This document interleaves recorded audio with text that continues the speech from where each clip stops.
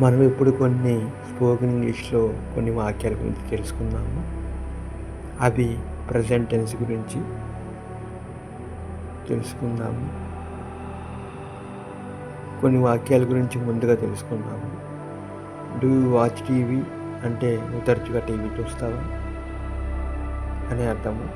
దానికి ఎలా ఆన్సర్ చెప్పాలంటే yes I watch TV every evening అంటే నేను ప్రతిరోజు సాయంత్రం పూట టీవీ చూస్తాను అని చెప్పాలి.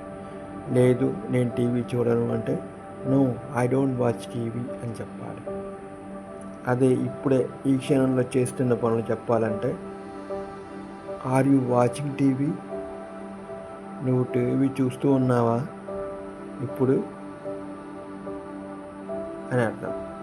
దానికి ఆన్సర్ ఏం చెప్పాలంటే ఎస్ ఐఎమ్ వాచింగ్ టీవీ, నేను టీవీ చూస్తూ ఉన్నాను. అదే నెగిటివ్లో చెప్పాలంటే no I'm not watching TV, నేను టీవీ చూడట్లేదు అని అర్థం. ఇలా కొంచెం కొంచెం నేర్చుకుందాము స్పోకెన్ ఇంగ్లీష్.